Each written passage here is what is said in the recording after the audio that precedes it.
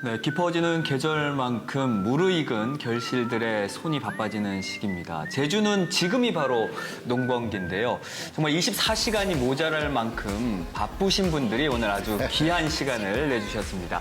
자, 오늘 콘텐츠 안테나는 제주의 농부 세 분과 함께하겠습니다. 세 분 어서 오십시오. 안녕하십니까. 네.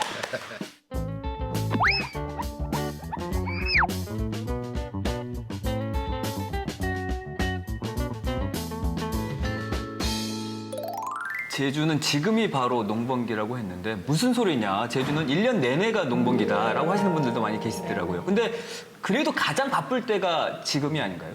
그렇죠. 지금이 뭐 콩도 하고 브로콜리도 수확하고 뭐 이 양배추도 수확하고 이 무까지도 이제 시작하는 되는 거거든요. 월동 채소가 제주도에는 아주 중요하기 때문에 지금이 가장 중요한 시기라고 보시면 됩니다. 저는 이제 아침 수확을 하고 있습니다. 저도 이제 월동채소 아까 말씀하셨지만 보면 이제 7월 말에 정식한 게 지금 올해 좀 날씨가 좀 더워져가지고 조금 일찍 시작돼가지고 그래서 지금 저희는 이제 겨울 채소 이렇게 수확하고 있고요. 그다음에 아직 여름이 또 남아 있어요 한쪽 부분에. 그래서 여름 채소도 이제 갈무리도 하고 해서 아주 바쁜 시기입니다. 바쁘시다고 하니까 두 분이 다 고개를 끄덕이시는 게 정말 바쁜 나날들을 보내고 계신 것 같아요.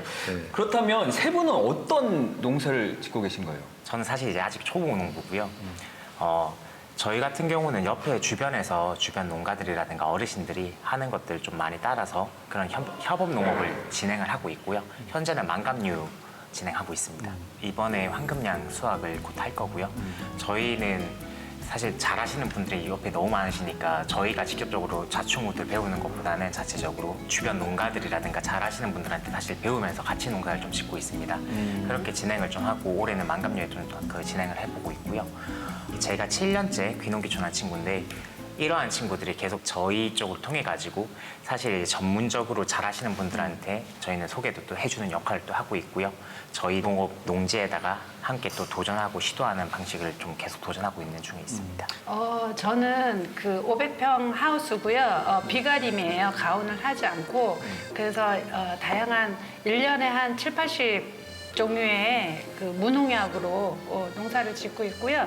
지금 이제 이렇게 보시면 이렇게 다양한 이렇게 농산물 지금 밭에 보면 이렇게 한 30가지가 있고요. 여름에는 에어롱 토마토 해가지고 10가지 이상의 토마토를 있고 지금 이렇게 봄 가을로는 이렇게 콩.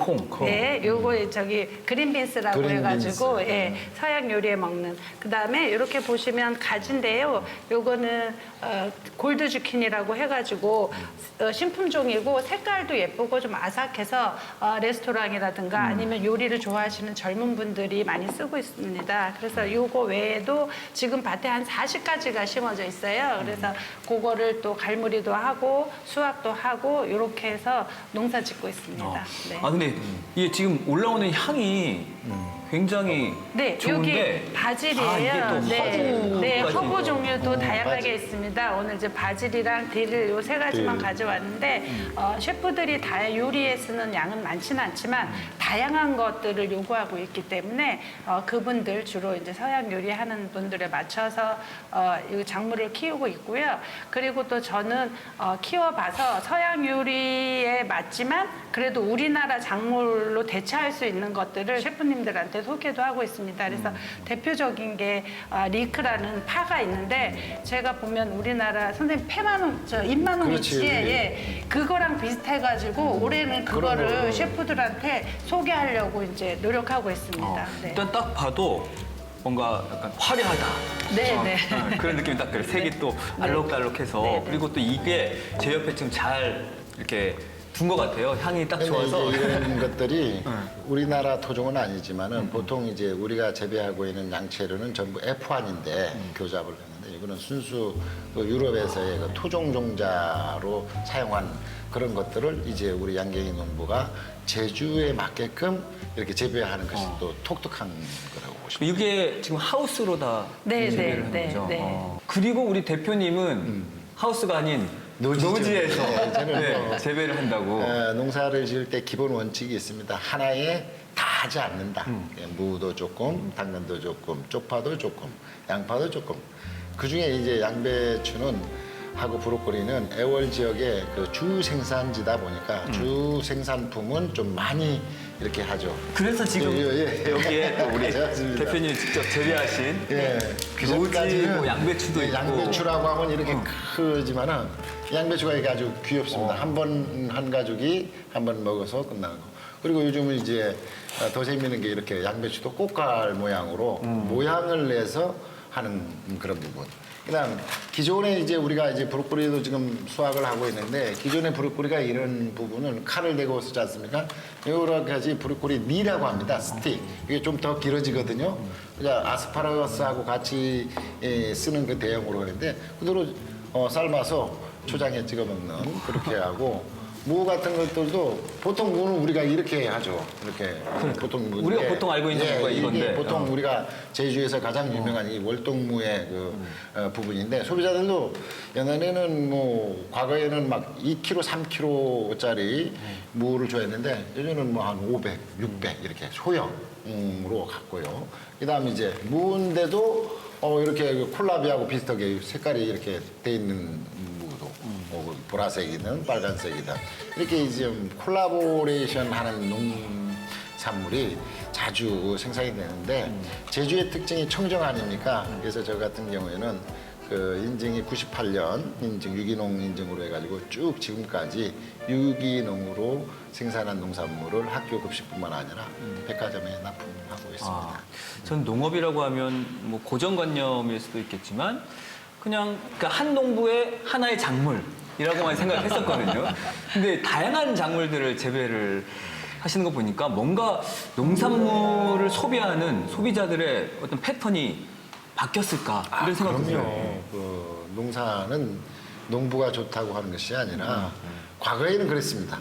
농부가 좋아하는 농사를 지었는데 지금은 소비자가 원하는 농산물을 해야 자기의 경제적인 자립도가 높을 수밖에 없다 이 말입니다. 이게 지금 가족이 핵가족 시대잖아요. 근데 이 큰 무를 주면은 이걸 며칠 냉장고에 놔서 보관하는데 한 번 먹고 끝나는 농산물을 원하는 거예요. 그러니까 1인 가구가 그럼요. 이제 많아지니까. 예, 감귤도 그 전까지는 10년 전에는 15kg, 뭐 10kg짜리가 대대 있지만은 저희들 올해부터 이제 감귤이 그 마인 감귤가 나가기 시작하는데 보통 3kg가 70%예요. 예, 5kg가 한 20%, 10%가 10kg밖에 10kg가 굉장히 드물다는 거죠. 그러다 보면은 소비자들도 감귤을 많은 것이 아니라 자기 가족이 한두 번 정도 먹고 끝나는 그런 농산물로 가기 때문에 농산물이 소형으로 갈 수밖에 없다. 농부들도 그거에 맞춰서 농사를 지을 수밖에 없지 않느냐라고 보고 있는 것입니다. 저도 혼자 사는데 예. 보통 장을 보면 이런 채소들 잘 네, 사지도 네, 않아요. 네, 간혹 네. 사면 네. 한 번 해서 먹고 나머지는 네, 네. 그냥 버리게 되더라고요. 그렇죠. 네네. 그래서 저 같은 거는 저 샐러드 야채를 그래서 보통 이렇게 포기로 하면 처음엔 포기를 했는데 안 팔리더라고요. 안 팔리죠. 그래서 10가지 정도의 야채를 다양하게 담아서 한 팩에 150g 정도 해서 120g 맞춰가지고 딱 하면 1인도 한 2번 정도 아니면 많이 드시면 한 번에 드실 수 있기 때문에 그렇게 소량으로 하니까 훨씬 더 잘 나가더라고요. 그래서 제가 샐러드 야채를 저렇게 구성하게 됐어요. 그리고 이제 이렇게 할 때는 계속 이제 찾아보기도 하고 그리고 그냥 일반을 하면 안 되고 이렇게 보면 요즘은 젊은 사람들은 예뻐야 사요.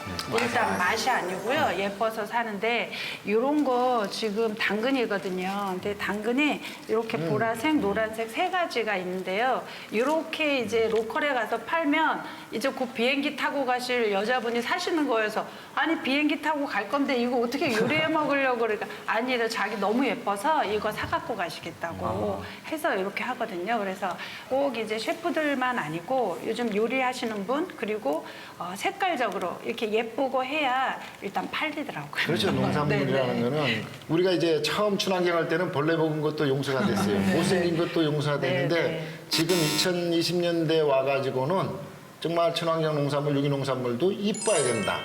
또 작아야 된다. 또 여러 가지 색깔을 가져야 된다는 것 그런 것들이 시대의 흐름이다. 그래서 농부들도 시대의 흐름에 쫓아가야지. 아이 나는 보리가 최고야, 콩이 밑강이 최고야 이런 것은 앞으로 지향해야 되지 않겠나라고 보고 있죠. 요거는 다 가지잖아요. 기존에 우리가 요런 가지는 알고 있는데 요런 아까 가지였어요? 네, 가지. 예, 요 가지였는데 이게 다 가지예요. 양파 종류인 줄 알았는데. 얘는 터키시 가지, 얘는 개구리알 가지인데 맛은 다 가지 맛인데요. 요런 거는 아이들한테 한 10살 이하 아이들한테 이렇게 식물의 다양성을 보여주기 위해서 요거는 요거대로 또 나가고 있더라고요. 그래서 제가 물론 셰프들의 요구로 다양하게 그리고 성격상 이렇게 다양하게 심는 거를 좋아해요. 제가 맨 처음에 요거 레드시 더 예뻤는데요. 심었을 때는 너무 예뻐서 아까워서 팔지를 못했어요. 그래서 나중에는 심 생겨가지고 다 버렸수다 이거는 다 할 정도로 이렇게 다양하게 심는 것도 좋아하긴 하는데요. 그렇게 해서 이렇게 쟁매 나올까지는 한 2년 정도가 걸리는 것 그럼요. 같아요. 1년은 연습으로 테스트해보고 우리 발에 잘 맞는다 그러면 이제 그게 또 이제 안정화되는 것 같아요. 아니 원래 농사 자체도 네. 쉬운 일이 아닌데 이렇게 여러 가지 작물들을 재배한다는 건 뭐 더 어려운 건 명백한 사실은 아닐까 싶어요. 어렵긴 한데 근본이 그겁니다. 제주도 땅 같은 경우에는 화산의 토이기 때문에 그 다양한 토양통과 토양상의 존재를 하고 있는 거죠. 그래서 늘 그 주변에서 농부들에게 하는 거 우선 땅을 잘 만들어라. 땅을 잘 갖고 와서 작물을 심는데 그 작물 속에는 여러 가지 작물을 심을 수 있다. 이게 근본적으로 토양을 만들고 주변 여건을 알아야만이 그 지역에서 잘 되는 농산물을 친환경 농업으로 갔을 때 성공하기 그 기름길이가 되는 것이지 엉뚱하게 한림에서 내가 당근을 심는다 이게 아니거든요. 그래서 그 지역에 맞는 그러기 위해서는 땅을 잘 보고 그 제주도의 토양의 성질을 알고 농사를 지으면 여러 가지 이렇게 사실 저희는 여러 가지 뭐 비트도 해봤고 콜라비도 해봤고 브로콜리도 해봤고 김 선생님 그때 많이 알려주셔가지고 진행을 했었었고요. 그 중에서 옛날에 비트 관련돼 가지고 그래도 좀 재미있다기보다는 일화가 있었는데 태풍 시기에 사실은 보험을 다 드시지 않습니까 보통. 근데 저희는 그 당시에 그런 걸 몰랐어가지고 비트를 심었는데 지대가 너무 낮았었어요. 그래서 아예 그것들이 다 못 쓰게 된 경우가 있었거든요.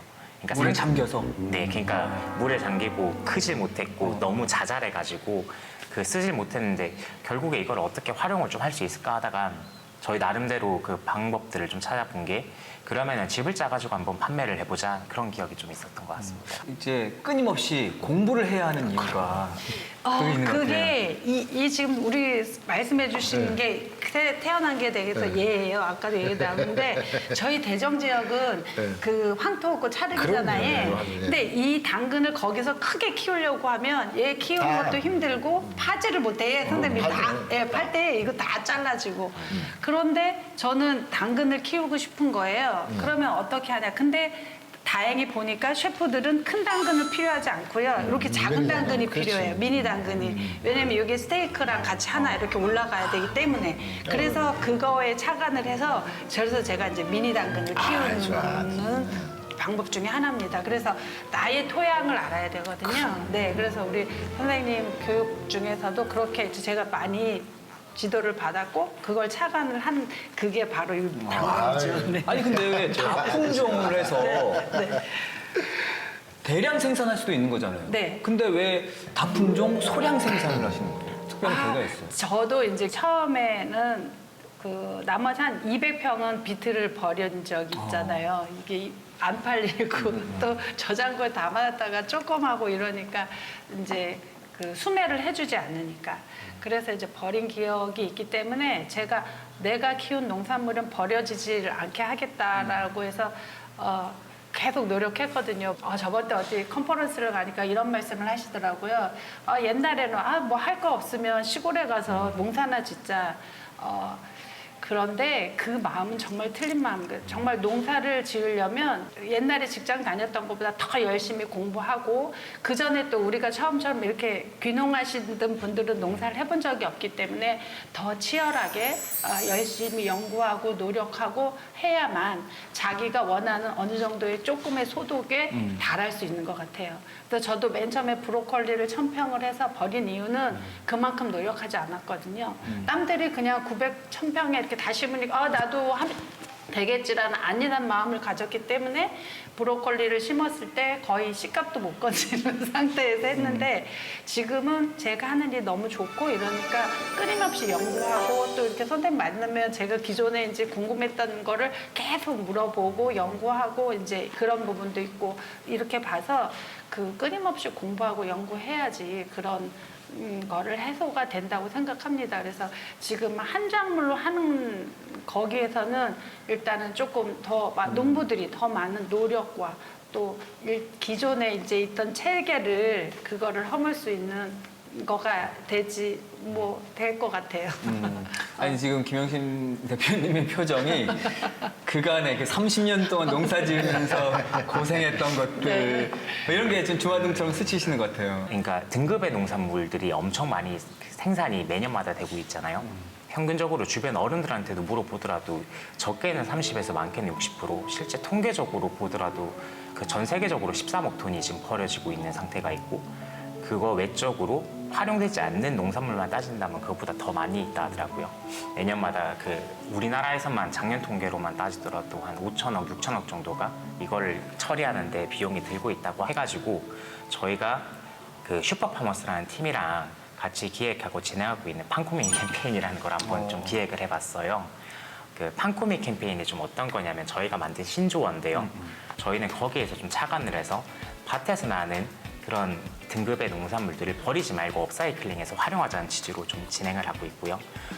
그 지금은 대정 지역에서만 몇몇 농가들과 저희 마음에 맞는 여러 가지 협력단체들과 같이 진행을 좀 하고 있는데 대정 외에서도 그런 취지와 가치에 대해서 인정하시는 분이 점점 생겨났고 그래서 좀 내년부터 23년부터는 좀 더 확대돼가지고 진행을 할 계획입니다.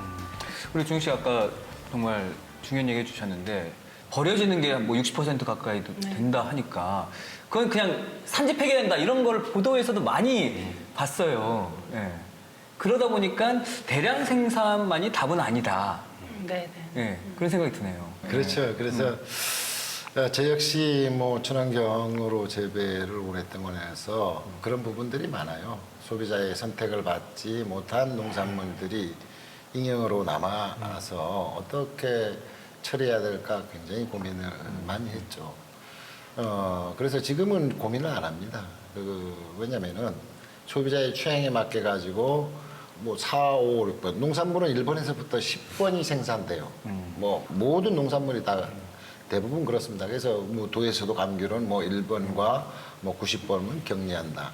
격리해가지고 뭐 가공을 한다든가 이렇게 하는데 양배추, 무도 마찬가지입니다. 저 오늘 가져오는 뭐 무말랭이라든가 귤칩 같은 것들도 마찬가지로 그런 농산물들은 선택을 받지 못한 농산물들은 가공을 통해 가지고 약간의 가공을 통해 가지고 소비자에게 전달을 하고 또 뭐 큰 농산물들은 급식으로 갈 수 있게끔 이렇게 유도를 하고 또 작은 농산물들은 또 싸고 저렴하게 해가지고 원하는 사람들이 있거든요. 그래서 농업도 이제는 공부도 하고 새로운 시대 또 소비자가 원하는 대로 간다면 되지 않겠나. 노지도 마찬가지입니다. 노지도 양배추 온 꽃 10년이 지나도 양배추예요. 그렇게 하면 안 되거든요. 이게 내성이 생겨가지고 병해충을 감당할 수 없는 그런 조건들이 와요. 그래서 그 윤작이라는 개념을 가져서 돌려짓기를 해줘야 되는 것이 우리 친환경의 기본 원칙입니다. 그렇기 때문에 한 가지 작물이 아니라 여러 가지 작물을 또 채소뿐만 아니라 곡류도 하고 서류도 하고 감자도 하고 이렇게 돌려짓기가 기본이 돼야 되는 것이 농업의 기초인데 그런 걸 무시하고 어떤 농약이나 화학비료나 그러한 그 특수한 걸로 해가지고 농사를 하다 보면 결국은 무엇이냐 제주도의 환경이 파괴되고 우리 그거를 먹는 인간도 삶의 질이 떨어진다라고 보는 겁니다. 그래서 뭐 대량으로 가는 그런 거는 앞으로 제주도의 농업에서 주축이 되지 않겠나라고 보고 있는 것이죠. 그러니까 지금 대표님 말씀해 주신 어쨌든 버려지는 그런 농작물로 네. 뭔가를 다시 창출해야 그럼요. 된다. 예, 이런 게 아까 우리 준영 씨가 얘기해 주신 팜코밍 프로젝트와 취지가 좀 비슷한 것 같아요. 아주 좋은 맞습니다. 그 판코밍이라 해서 소비자들의 인식만 개선해야 되는 게 아니라 여기 참여하고 있는 농가들의 인식도 분명히 개선돼야 되는 부분이 있고요. 판코밍이 단순하게 농산물을 주어서 우리끼리 재미있게 만들어 먹고 그걸 집에 보내고 이렇게 끝이 아니고요.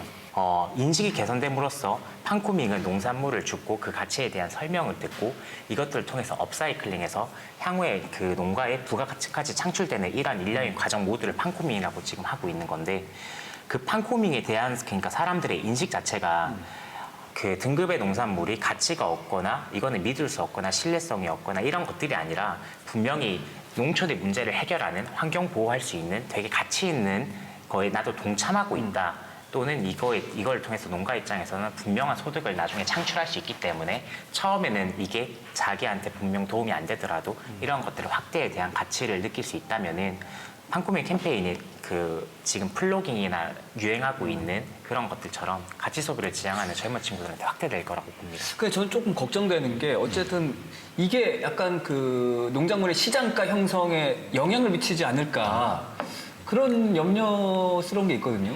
그래도 지금은 마을 단위로 또 농협 단위로 사전에 재배 의향도 들어보고 그 재배 의향에 따라 가지고 올해는 마늘이 많을 거다 또는 무가 많을 거다 해가지고 도에서 정책적으로 그전까지는 무조건적 지원이 아니라 그런 정책에 동참을 했을 때 인센티브를 주는 그런 정책을 지금 펴고 있거든요.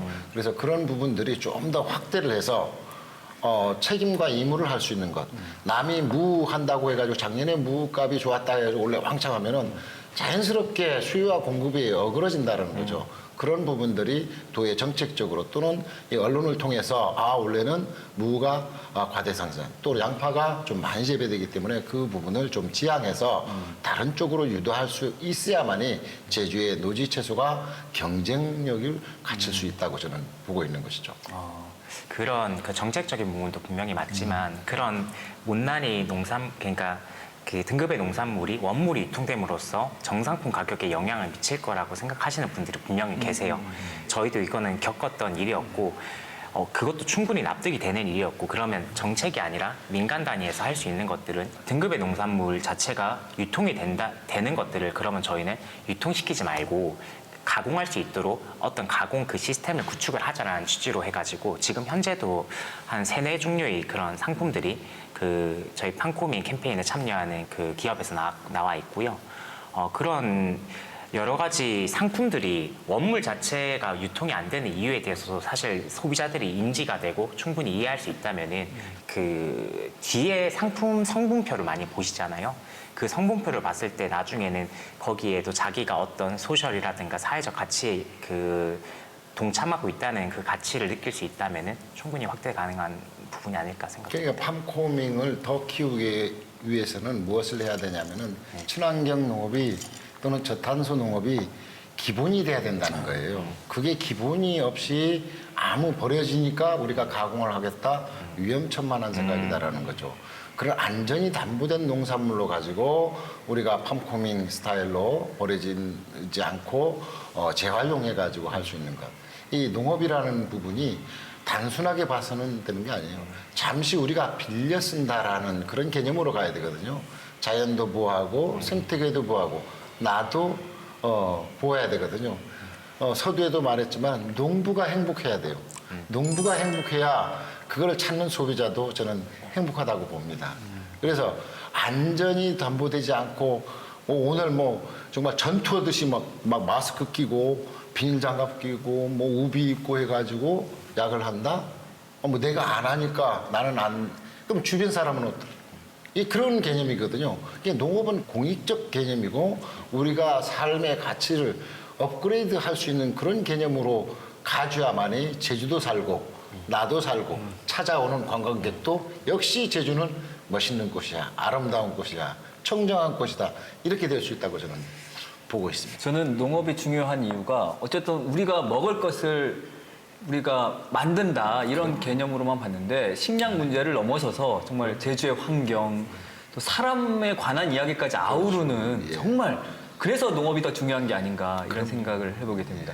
정말 제주의 농업을 위해서 특히나 더 지속 가능한 제주의 농업을 위해서 애쓰고 계시는 세 분인데 앞으로의 계획이 또 뭔지 궁금해요.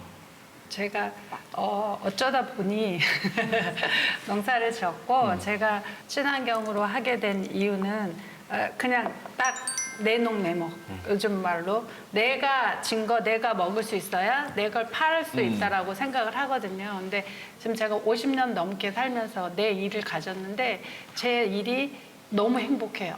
너무 행복하고 올해서부터 저희가 제주시 농촌 신활력 플러스 사업단과 같이 함께 단품종 소량 생산 연구회를 만들었어요. 그래서 활동을 하고 있는데 우리 준영 씨처럼 젊은 분들이 단품종에 관심 있는 분들도 오고 기존에 했던 분들이랑 이제 연구회 활동을 같이 하면서 점점 이제 많이 팔로도 조금 더 확대가 될 것이고 왜냐면 저는 작잖아요. 500평에서 할 수 있는 양이 작으니까 보니까 막 일본에서는 씨앗 박람회 같은 것도 하더라고요. 그래서 저희가 젊은 친구들한테 많은 그걸 피드백을 받고 있어요. 그래서 내년에는 우리가 같이 씨앗 박람회도 한번 가보자. 이렇게 적극적으로. 그래서 혼자는 좀 힘든 것 같아요. 뭐 살기가, 세상에 살기가. 근데 여럿이 같이 연구회를, 다품종 소량 생산의 연구회를 꾸려서 이렇게 활동을 하게 돼서 제가 지금 너무 좀 벅차요. 그렇게 하면서 이제 저의 역할도 좀 무겁게 느끼고 또 제가 오늘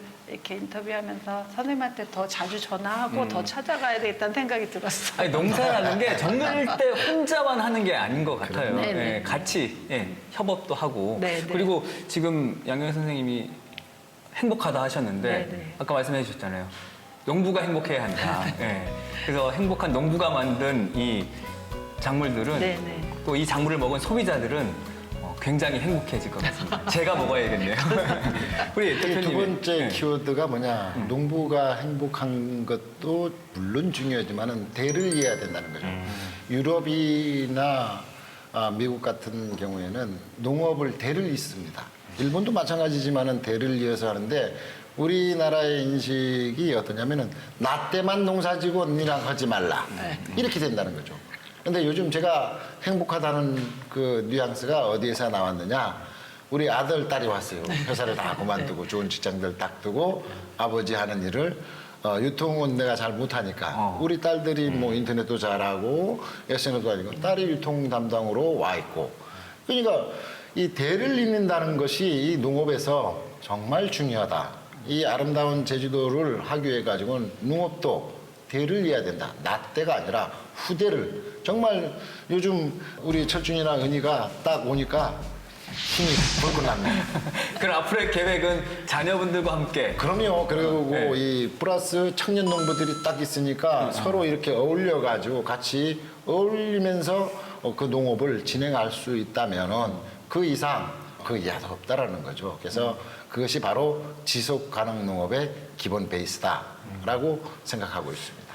저도 두 가지 포인트가 좀 있는데요. 첫 번째로 지속 가능한 농업을 포함해서 지속 가능한 농촌이 저희는 되기 위한 것들이 뭔지를 좀 고민하고 있어요. 저도 포함이고요. 저 같은 친구들, 젊은 친구들 다 포함인데요. 농촌으로 그 친구들이 매력을 느끼고 여기서 뭔가를 해보고 싶다는 또는 재미를 느끼고 와야 된다고 저는 생각을 합니다. 그런 취지로 지금 가짜 농부라든가 아니면 지금 뭐 좀 재밌게 저희 농촌 농업의 활동을 재밌게 해서 그 친구들을 많이 유입을 시켰고 그 실제로 김영 선생님께도 갔었고 그 골래기네도 갔었고 했었는데요. 그런 친구들 통해서 농업 쪽에 정말 진심이고 자기는 이걸 통해 가지고 나중에 뭔가를 해보고 싶다는 친구들은 계속 저희는 그런 인프라들을 많이 만드는 게 저희의 이렇게 농업을 하면서 역할이라 좀 생각을 하고요. 두 번째로 아까 말했던 가짜 농부도 포함이지만 이 판코밍에 대한 이런 그 진짜 농촌의 사회 문제들이 정말 많거든요.